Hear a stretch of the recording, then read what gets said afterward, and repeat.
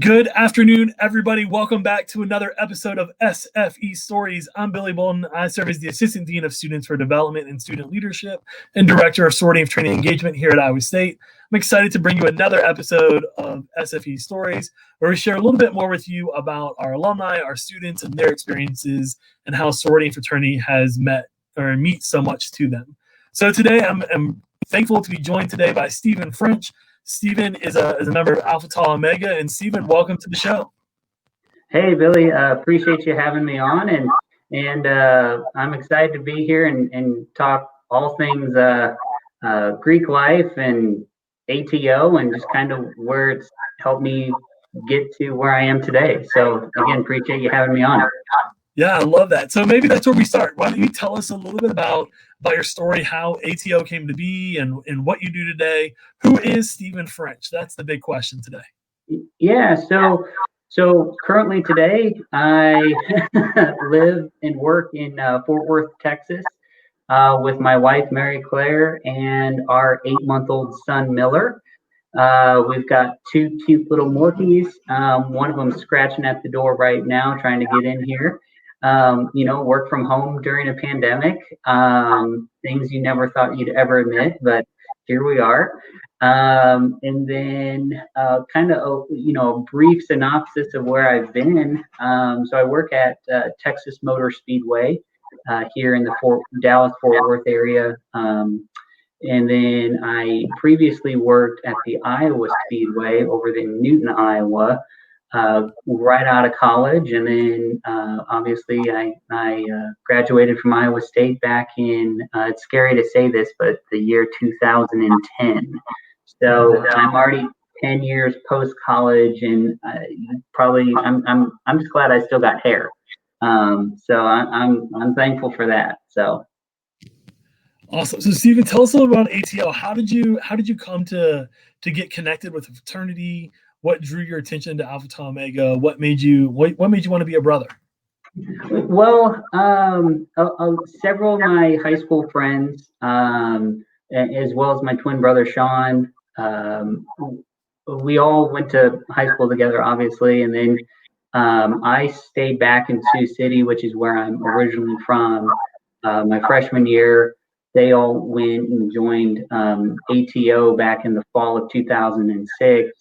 And I ended up attending a little spring celebration called Visha and had a really, really enjoyable weekend. A lot of fun. Some things I probably won't share here today, but just had a really fun time and ended up walking the campus. And I was just like, wow, I'm really missing out. And I met a gentleman by the name of Gene Ayler, who was at the time, he was the gentleman that kind of led the charge from a grown-up perspective at the house. And he was just a wonderful, wonderful man, and he has since passed. But I called him on Monday and I said, and I didn't know this at the time, but Mondays were their chapter meetings. And I just called the house number, okay? It was like Google search, and they had a phone number.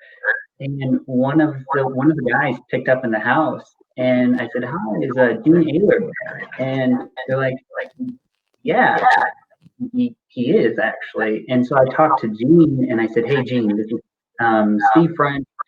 My twin brother is currently a member, as well as Ryan, Nick, Tom Stone, Andy Ernst, Ben Spark, Ray O'Donnell, all these guys that I knew." And I said, I realized I need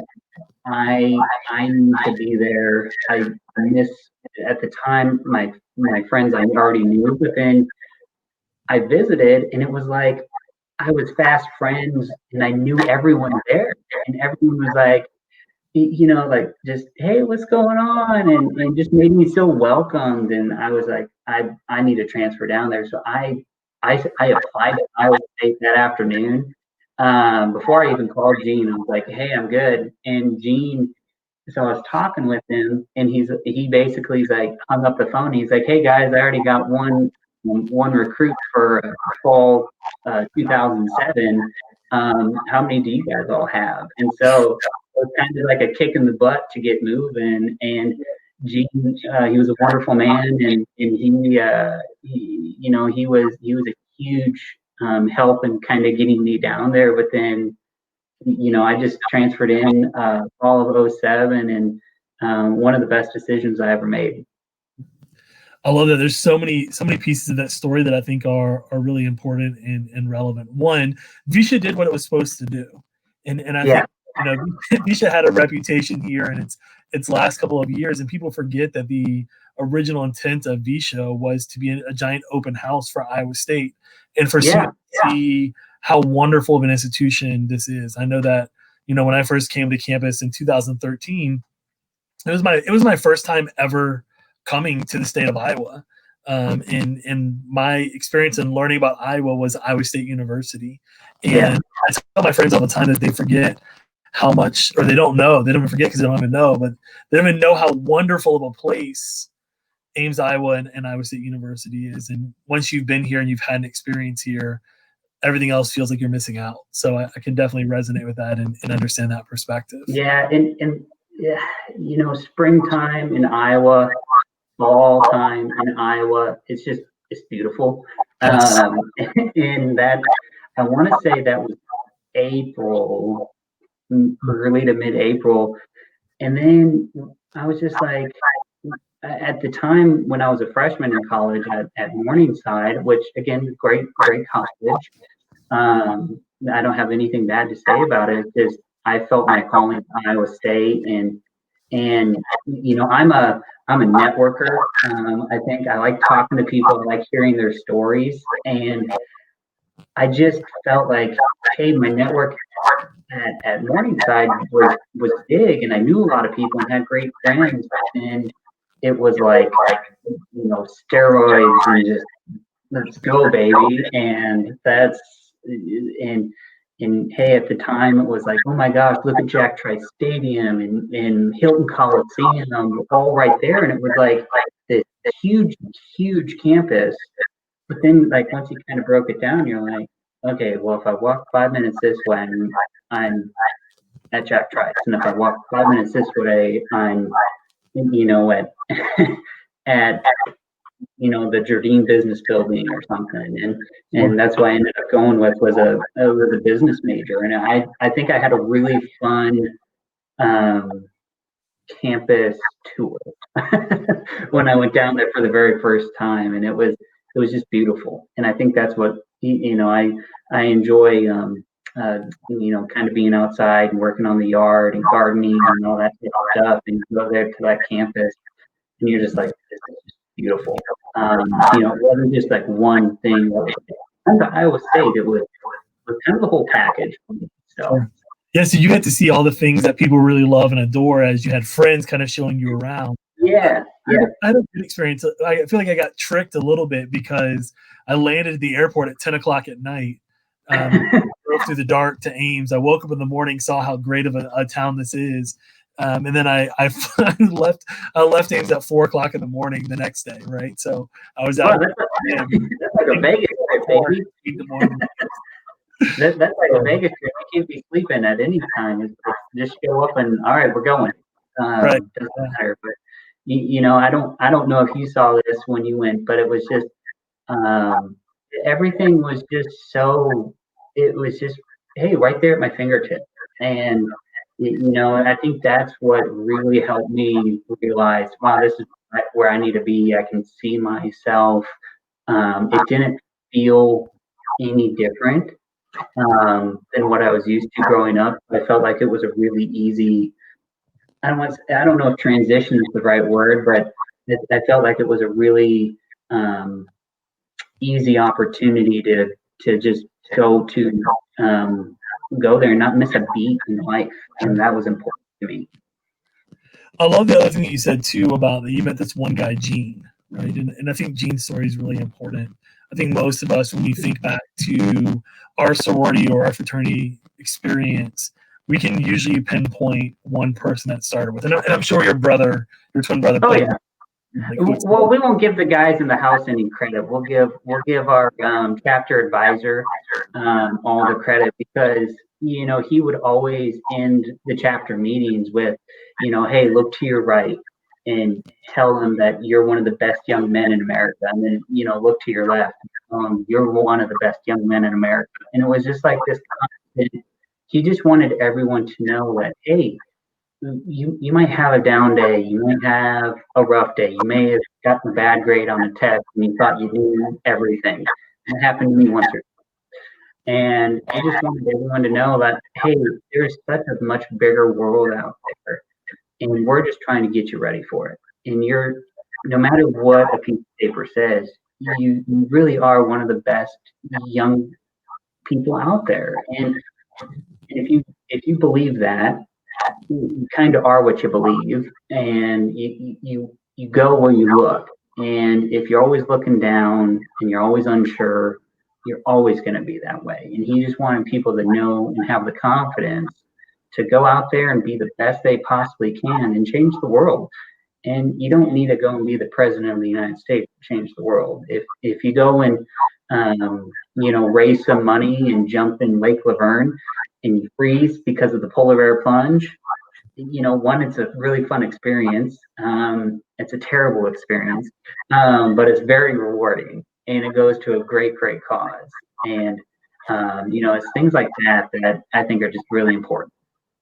Yeah, most definitely. So let's talk about your career then, right? So you're at Speedway. I am not a racing fan, to be honest. I don't know an incredible amount of racing, other than I grew up in one of the greatest race cities in America. My hometown is Richmond, Virginia. Yeah. Plenty of friends that love racing and have been highly attracted to it. It just never sparked an interest in me. And so I'm curious about what sparked that interest in racing for you. Where did that connection get? And tell us a little bit more about what your role is specifically and what you work on. Yeah, so I'll go to that first part. What got me interested, honestly, was my parents. They took us as a family when my twin brother and I were in first grade, I think. We went to the 1995 Indianapolis 500 Memorial Day weekend, and as a kid, Hot Wheels, this is before the era of motorized carts and Lamborghinis that all these 4-year-olds get now for Christmas. But or a Jeep. Down here in Texas, Jeeps are a big deal. But they took us to the Indy 500 from when we were in first grade all the way through middle school. And I just was like, oh my gosh, this is awesome. You get to see your Hot Wheels going 230 miles an hour. And then just, and in college I would watch it, and some of the guys in the house, they'd rib you and say, oh, it's just going in left-handed circles. And I'm like, yeah, pound sand. Like whatever. And then it kind of happened that my twin brother Sean, he actually took an internship with now my sister facility at Atlanta Motor Speedway, and I flew down there to help basically drive back to Iowa. And I flew down there, met his boss, who's now our track president at my other sister track in Charlotte. And he was like, hey, are we going to see you down here next summer? And I was like, that's when the light bulb went off, and it was like, oh crud. I graduate college in less than 2 years. Like, what are you going to do in life? And I've always subscribed to the philosophy that, like, if you're not happy with what you're doing, it's going to feel like a job. And I enjoy racing, I enjoy sports, and I enjoy talking about it. So, hey, what if you go and maybe look at a job in sports? And And our parent company, my parent company that I work for, has a college internship program where at the time there's 8 tracks in our family of speedways, and I took an internship that next summer. But as a twin, you don't want to like tread on each other's ground. You got to be like, you're always being compared, and so you're like, okay, well, if I go to Atlanta, they're always going to be like, well, Sean did this or Sean did that, and it's like, okay, well, what he did, and I need to do what I need to do. And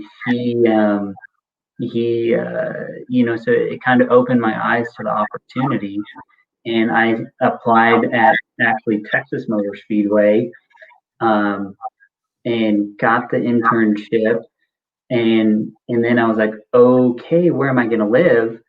And when I did that, I actually, at the time, I was looking at the ATO national website, and I was like, hey, there's 2 ATO chapters down here in DFW, one at UNT, which is University of North Texas, and that's in Denton, and then there's one at University Texas Arlington, I think.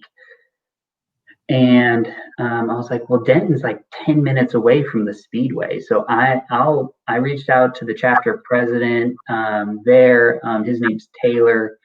And I was like, hey, Taylor, my name's Steve.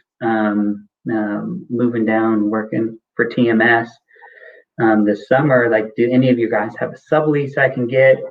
And they're like, yeah, like call this guy, call Brandon. And then ended up moving down here and living with some other ATO guys at a sister chapter. And so it was like, again, like the Greek life kind of made the world a little smaller, and gave us a all common thread that we all kind of, you at least had something to connect with them over. And then that happened, and now, and then how it kind of led me to my career is, so then I took my internship between my junior and senior year of college. Came back that fall, did the Iowa State job fair, had some great interviews, but just nothing was like screaming at me like, hey, this is the job for you. And Mike Nelson, who at the time was our chapter president at ATO, at the time the chapter president was responsible for the alumni newsletter, and he put in there that I had an internship, like, hey, here's the update on all the brothers, and he put in there that I had an internship with NASCAR. And for the layman out there, sure, it was with NASCAR. Well, by happen chance, this a gentleman by the name of Drew Manat. And if you're familiar, if you've driven I-35, you're probably very familiar with the Manat family in central Iowa. They own a concrete paving business, a lot of concrete trucks going up and down the road. It's just he really he saw my article in the newsletter, and he sent a note to Mike and our VP at the time, Sean Clement. And Sean is the one that forwarded me the email, and he's like, hey, I think you need to talk to Drew. And Drew said, hey, my family owns the Iowa Speedway. I'd love to talk to you about your internship with NASCAR. And I was like, well, it wasn't with NASCAR, it was with Texas Motor Speedway. And he's like, even better. And I was like, oh my God. And so I was like, all these stars start aligning here. And Drew ended up taking myself and one of my pledge brothers, Jake Tillotson, out to an Iowa State basketball game. And I sat there and talked to Drew for 3 hours, and probably talked his ear off, and didn't hear anything. And then one day I get a phone call, and he's like, hey, I hope you're not going anywhere for spring break. I set up some time for you to talk to my dad, Brad, who basically owns the Iowa Speedway. And went down there that next week, had dinner, and then a week later, I had a job offer, and it was like the craziest week ever. Because I ended up driving to Newton like 3 times in the week to have different interviews with different people at the track, and then ended up getting hired on as a PR rep. And you go from watching NASCAR races to then working with like NASCAR Hall of Famers like Rusty Wallace and Jimmy Johnson and Danica Patrick. And you're like, what am I doing with my life? How did I end up here? Like, you're watching these drivers on TV, and but then like you meet them and you realize they're just people, and you treat them just how you would treat anybody, and they show you the same respect back, and it's just really neat. And there's all those opportunities out there for everybody. It's just, you just gotta, I always say, you just gotta, don't be afraid to have a conversation. You know, there's so many times where people are like, oh my gosh, I have to talk to so and so. It's like, oh my gosh, that's another opportunity for you to find out something about somebody. And the world, I have found, is very, very small and very, very connected. And there's, you know, we all know about the 6 degrees of Kevin Bacon.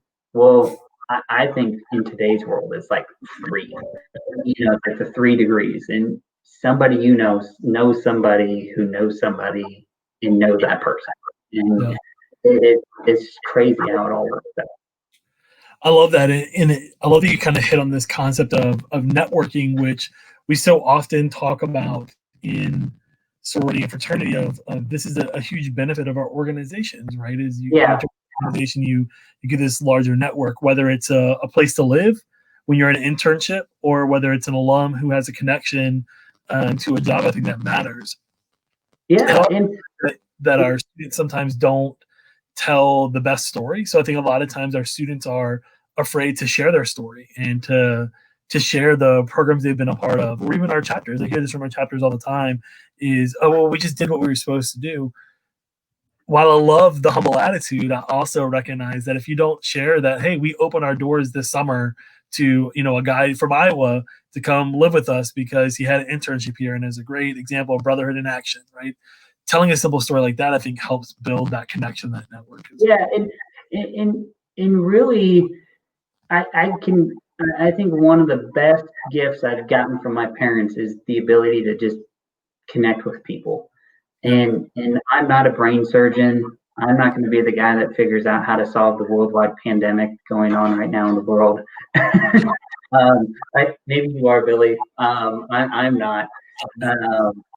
But what I do have, you know, a little bit of an uncanny ability is just, you know, I'm naturally curious, and I like to ask questions. And in my eyes, there's never a dumb question out there, because, you know, how do I know what they have or haven't experienced? And, you know, I try to, if someone asks me what I would, oh my gosh, like, why are you involved in NASCAR? That's so dumb. And I'm like, but there's so many interesting caveats to it. And, you know, I love football, and I love playing intramural softball. A couple of years ago, I was in an intramural kickball league, and it's like, oh, heck yeah, here I am going back to elementary school, and I've created some lasting friendships with those folks that I played with. And now I look at it where, if I didn't ask those questions and you just kind of put yourself out there, how are you ever going to find out, you know, something a little bit more about yourself that, you know, it's like, hey, I really like this, or I really like this person, and oh my gosh, I had no idea that person rode a motorcycle, and or I had no idea that person enjoyed automobile racing. And kind of where I was going was, as I explain it, you that live in America more than likely can relate to automobile racing in your everyday life more than any other sport ever, because there's a very good chance you drove a vehicle. either to work or to school or your parents' house or your grandmother's house or to the grocery store or wherever. And especially if you're in the male category, according to insurance companies, but we like to use the gas pedal. And we've all been guilty of, oh my gosh, there's a semi truck. I have to get in front of them before the construction zone. So it's like, we'll just put the throttle down a little bit and go. And that to me is, I can't tell you the last time I threw a baseball or a football. But I can tell you the last time I sped, which was probably last night. you know. Um, and so I've always got a kick out of it, and I always just try to relate things in my personal life to what I do professionally, and vice versa. And if you're not happy with what you're doing professionally, it can translate to your at-home life. And I've always just tried to really keep that balance where you got to be happy with what you're doing, 8 to 5, because then you're not going to, if you're not happy doing what you're doing 8 to 5, you're not going to be happy 5 to 8, and that's family time, and you don't want to bring work home with you, even though I'm working from home. So, Right. But we don't come in the office after hours. So, well, I think that's a great point there too, right? Like, I mean, sharing who we are and what we do or what we're interested in, even as a student, right? Sharing what you're interested in for an internship or where you interned or and things like that. That's part of telling your story. It's different than being braggadocious. And I think that, we all have an issue with, that person who's always putting their business out there in that way for glory and gratification. That's not necessarily telling your story means. And I'm not ever going to be athletic enough to play for the Iowa State football team. I will go and cheer them on. But there again, those same student athletes that are playing on the field, how do I know I don't share some common thread with a bunch of them? Am I going to say I have something in common with every single one of them? Probably not. But they like sports. I like sports. And in my world, there's it's business. It's not sports, it's business. And even at the college level, as much as the NCAA would like to tell you otherwise, it's business. And you don't build stadiums like Jack Trice and the Sioux Cup end zone, which Sioux Cup was a sponsor of ours at the Iowa Speedway. They're great folks, by the way. And I know they support the basketball team too with the practice facilities. But it's brands like that don't get involved because it's a losing value proposition. And I've always struggled with like, oh, you have to be vulnerable. I don't know what that means. I always feel like that's so cliche, but you got to put yourself out there. And you gotta care what people do think about you, because if they don't take you seriously, that can harm you. But you gotta believe in yourself, and I really credit ATO with giving me that ability to say, hey, you know what, I am who I am.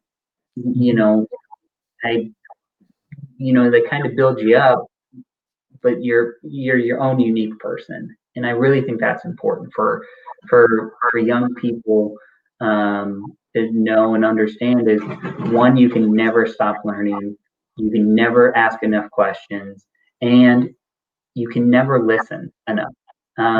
If you do more listening than you do talking, you're going to be looked at as a wise person. And if you find yourself that if you're the smartest person in the room, you are in the wrong room. I listened to a gentleman, his name was Peter Shankman, and I've had the opportunity to listen to a couple of his speeches before. And he's a big PR guru, social media guy, and one of the lines that he he said was, if you were the smartest person in the room, you were in the wrong room. And it's always stuck with him because you're not learning anything. He basically, you got to learn every day because the world changes every day. And again, I think being in the Greek system at Iowa State really helped me get exposed to different perspectives, different cultures, just different people with different backgrounds that just challenge me to be better every day. And it's a little friendly competition, but if you know somebody and then you guys are in the same class together and they're getting a better grade, the competitive spirit comes out to where, man, I gotta beat Dan in geology 101, or I gotta beat John in geology 101. And we all ended up with like 97% of the class. But it's pretty fun to have friends and go through those college classes together. But then you're able to kind of poke fun of, and you're not having laughs at someone else's expense. You're all laughing together, and you can all collectively share in those experiences. And it just I can having a network. I think that's another thing that Iowa State and the Greek life taught me was expand your network aggressively and don't ever stop. So yeah. Well, I think it's a great place to pivot at. I like your words earlier of you're a naturally curious person, and just think about things as another opportunity, and it's another opportunity to network and connect and to tell your own stories by joining the sorority and fraternity community. It's hard to believe that our time today has actually flown by. We're already at our 30-minute episode airtime, and we got to get to our wrap-up question. So one, I want to thank you for sharing that part of your story, but I want to go ahead and transition into our kind of wrap-up questions that everybody has to get these questions. We got to treat everybody fairly. So I'll start off with the first one for you, and that is, what is something from ATO, a motto, creed, an anthem, a line from any of those texts that has stuck with you that you continue to live your life by today? Probably what I shared with what Gene always would tell us in our chapter meetings is look to the person that's on your left and look to the person on your right and tell them that they're one of the best young minds in America. And I don't think he meant like, hey, you're the smartest guy in the room. What he, in my opinion, was talking about is build other people up and bring positivity to other people, because if you build other people up, you collectively as a whole will lift yourself up, and you'll do better, you'll be better, and you'll just strive to, again, just make the world a better place than how you left it, right? And I think that's always stuck with me. Yeah, especially in these COVID times, that's really important, right? We've got to work extra hard to find ways to build each other up. So yes, it's a very good message for us. Yep. I'm curious about maybe one or two things that you're reading, you're watching. So maybe it's your favorite Netflix show, maybe it's a book you've just read, or maybe it's a podcast you're listening. So one or two things that you're reading or watching. So I'm not a big podcaster. We do have the guilty pleasures in the French household. It's the holiday season, so my wife definitely wants to watch the Hallmark movies, but she falls asleep on the couch. I don't change the channel, so I do watch a little Hallmark action. It's the worst thing ever. But one of the things I do a lot of reading about is, and if you told me this in college, this is where my life would be at right now, I'd tell you you're lying. But I subscribe a lot to like financial news, Yahoo Finance, market share, just learn about different companies that are out there, because the technology in the world is changing so fast that my business, it's all about business development, and you got to be on the cutting edge, and you got to be at the forefront to land opportunities. And if you understand where companies are investing, then you put yourself in a better opportunity to be successful. Which I'm in sales, and there's uncapped earning potential if you're successful. So. Yeah. Love that. Great advice for people. And no disrespect to Hallmark movies, to get you the holiday season for sure.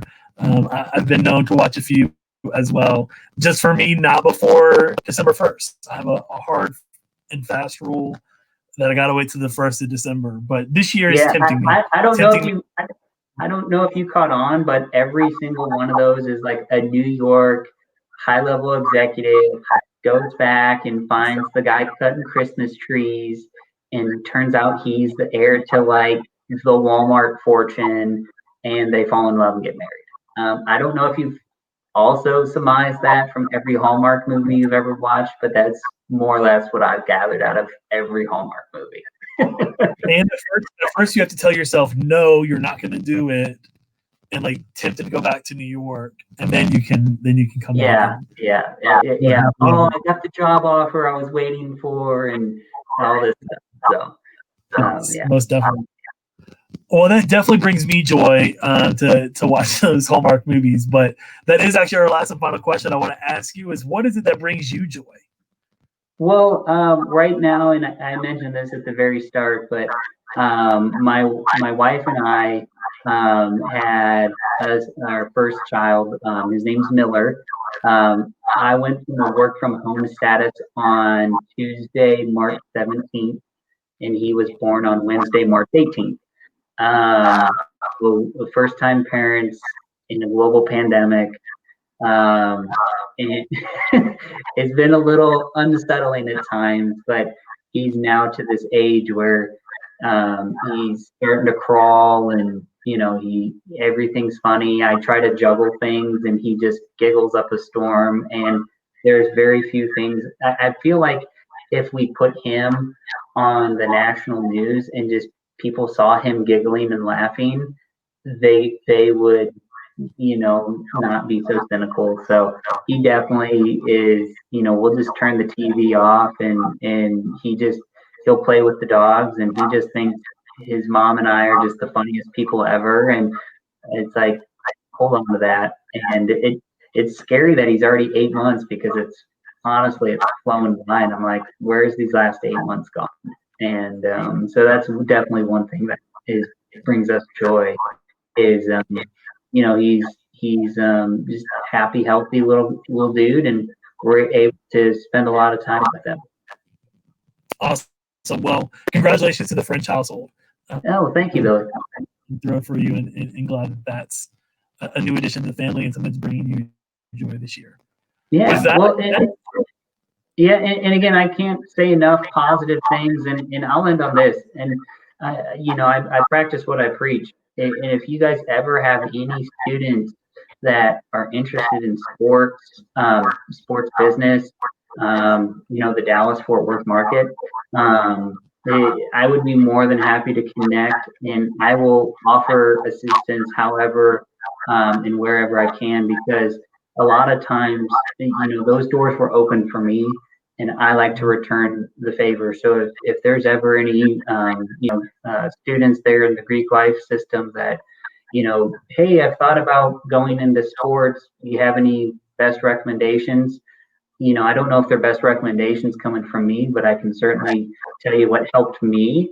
And I would more than be willing to connect with the students there to again, offer any assistance and what I've found to be helpful and detrimental, because there's a lot of landmines out there, and I've stepped on my fair share. But again, if there's ever if you guys have any new students coming in, about to graduate students, and they're just looking to expand their network, I'm on LinkedIn. I tweet about Iowa State things on Twitter. There's not a whole lot going on there for me, but but I'm active on LinkedIn, and would love to connect with any students that want to connect. And again, if I can be of assistance in helping them land their dream job, I certainly would be willing to. Awesome. We love that. And thank you for being a dedicated alum, not only to ATO, but to our entire community. Yeah. Hey, you know what? Again, as many great friends as I've had at ATO, I've met, and the weird thing was, and I don't know if you've seen this with other students, and this could be its own unique simulcast, podcast, whatever you call it, but I would see guys or gals for that matter in my classes, and it was like, hey, none of my other ATO brothers are in this class, but I recognize that dude and that gal from Greek life events, and it's like, hey, do you guys want to partner up on this class project? And there again, it was like, yeah, you've got a meeting space, one of your chapter houses. Right. You guys have a connection there between all three. So it wasn't just I was just I only care about ATO. It was like, hey, just being a part of that Greek life system gave me the chance to mix and mingle with a lot of different people that I otherwise wouldn't have. And there again, so if it's guys at ATO that I can help, great. If it's guys that are next door neighbors or gals that are there on sorority row, I'm more than happy to help because it takes everyone to make the world go around. Yeah. Love that. Thank you again. Thanks for joining us, and thanks for sharing your story with our community. Thanks, Billy.